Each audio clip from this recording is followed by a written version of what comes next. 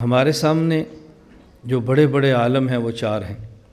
Number ایک عالم ارواح جس میں روحیں تھیں اور جسم نہیں تھے۔ نمبر دو عالم دنیا جس میں جسم بھی ہے روح بھی ہے لیکن جسم نظر آتا ہے روح نظر نہیں آتی۔ نمبر تین عالم برزخ جس میں روح ہوتی ہے نظر نہیں آتی، جسم کی حیت جسم محفوظ رہتا ہے جیسے انبیاء کا، محفوظ رہتا ہے جیسے شہداء کا، اور کبھی کبھی محفوظ رہتا ہے بعض اولیاء کا۔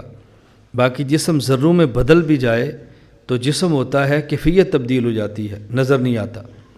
نمبر چار عالم آخرت جس میں روح بھی ہوگی جس میں جسم بھی ہوگا۔ عالم ارواح یہ انتظار کی جگہ ہے، ایک آیا پھر دوسرا آیا پھر تیسرا آیا، ایک جا رہا ہے دوسرا عالم ارواح سے دنیا میں آ رہے ہیں۔ عالم دنیا یہ کام کی جگہ ہے، عالم قبر اور برزخ یہ آرام کی جگہ ہے، سونے کی آرام کرنے کی، اور عالم آخرت یہ انعام کی جگہ ہے۔ عالم ارواح انتظار کی جگہ ہے، عالم دنیا کام کی جگہ ہے، عالم برزخ آرام کی جگہ ہے، اور عالم آخرت۔ ہماری غلط فہمی کیا ہے؟ ہم کبھی دنیا میں آرام چاہتے ہیں اور کبھی دنیا میں آرام سے بڑھ کر انعام چاہتے ہیں۔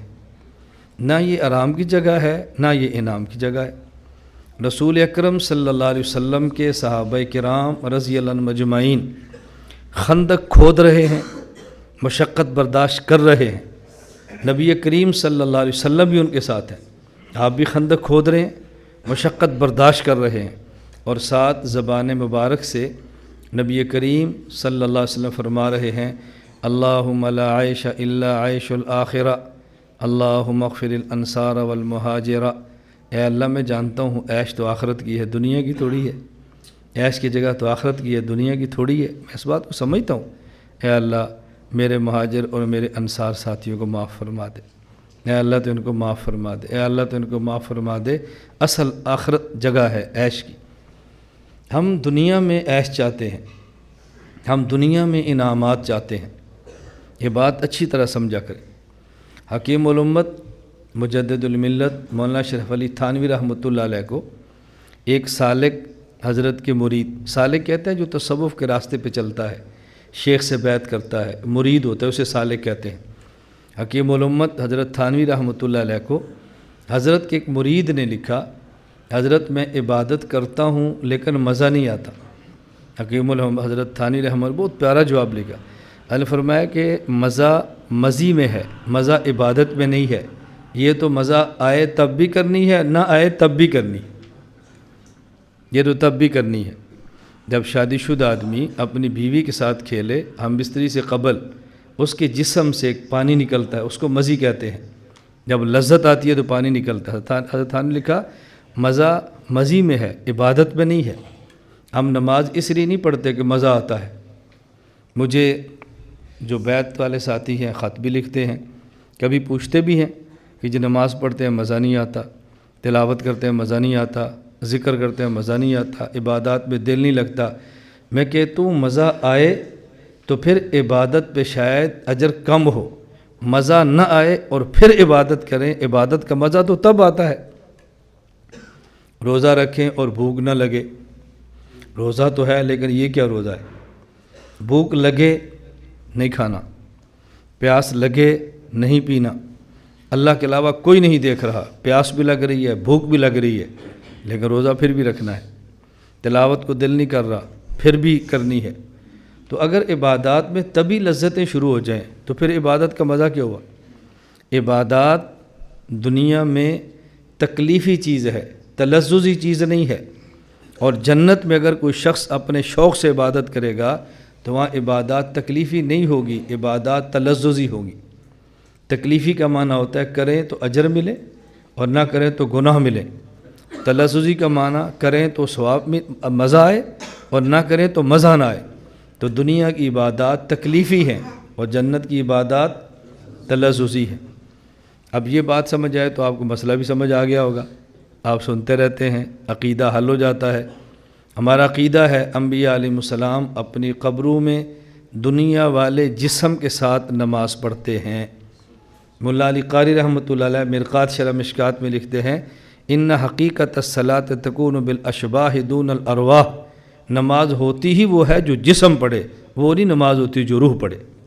نماز تو کہتی اسے جو جسم پڑھے۔ اس لیے میں عرض کرتا ہوں کہ انبیاء علیہ السلام قبر مبارک میں اس دنیا والے جسم کے ساتھ نماز پڑھتے ہیں۔ الانبیاء احیاء فی قبورہم یصلون، جو لوگ نبی کریم صلی اللہ علیہ وسلم اور انبیاء علیہ السلام کی قبر والی نماز نہیں مانتے، وہ کہتے ہیں یہ حدیث مبارک قرآن کی آیت کے خلاف ہے۔ قرآن کریم ہے وَاعْبُدْ رَبَّكَ حَتَّىٰ يَأْتِيَكَ الْيَقِينُ، یہاں یقین کا معنی ہے موت۔ اے پیغمبر آپ نماز اور عبادات ادا کریں جب تک موت نہیں آتی۔ تو قرآن کہتا ہے نماز موت تک پڑھیں، اور آپ کہتے ہو موت کے بعد بھی پڑھتے ہیں۔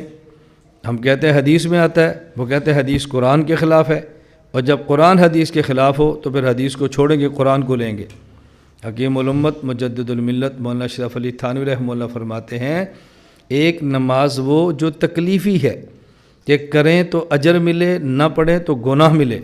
ایک نماز وہ جو تکلیفی ہے، مکلف، پڑھیں تو اجر ملے، نہ پڑھیں تو گناہ ملے۔ اور ایک نماز وہ ہے جو تلذذی ہے کہ کریں تو لذت ملے اور نہ کریں تو لذت نہ ملے۔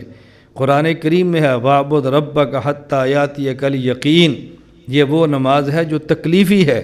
اور حدیث پاک میں الانبیاء احیاء فی قبورہم یصلون، یہ نماز وہ ہے جو تلذذی ہے۔